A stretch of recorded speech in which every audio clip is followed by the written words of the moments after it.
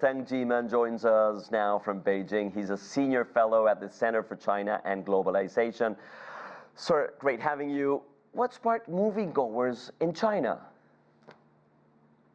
Hi, happy Chinese New Year to our global audience. I think first thing first is that this massive, huge budget production are now coming back. It symbolizes the kind of a continued rebounding of the Chinese film industry ever since 2003. In fact, I think right now we have 6 major tentpole films now released in the market, and that attracts moviegoers from around the country. And, you know, for international audiences, is China's vast movie industry crouching or hidden? No, I think it's not the crouching tiger sort of thing right now. I think it's a leaping tiger, and this is actually the high seasons for Chinese film industry because, generally speaking, 3 main festivals like the New Year, Spring Festival, the May Day holiday in around May every year are the high season. And Spring Festival also represents this apex of movie going in China. And this year around, once again, they proved that the Spring Festival can be a huge pull for film goers in China. Meanwhile, what do you think is next for Chinese cinema? Well, I think that the major trend is this kind of a sci-fi action films that's going to be dominating the box office in this very country. First thing first, I think the funding. Directors right now are actually really armed with the huge fundings. Take Wu Shan's Creation of the Gods, for example. It got huge funding, and secondly, the real technological advancement also come to his assistance.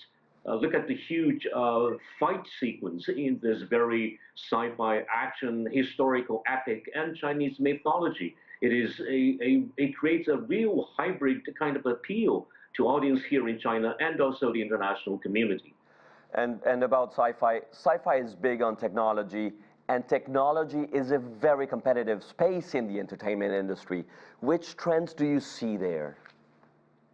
Well, once again, I think that I see a trend of Chinese film and Chinese culture in general going global. It is becoming the Chinese films, especially sci-fi, with historical epics, with the classical Chinese literature, all incorporated into these films, are increasingly appealing to the audience in this country, as well as international audiences, especially the huge Chinese diaspora in Southeast Asia, in Australia, in North America in particular. I see. And going really micro, did you find audience niches that you'd expect to be the one with the fastest growth in the near future? Yes, I think so. I think, I think this country, especially the country's rising middle class, is also coming back and flocking into movie theaters with this kind of disposable income.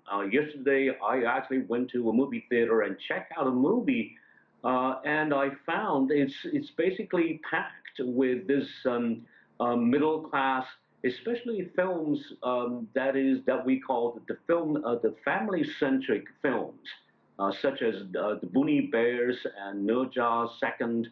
All these films are actually a huge pull to these audiences that are now spending the Spring Festival with their families, with their friends, with the community.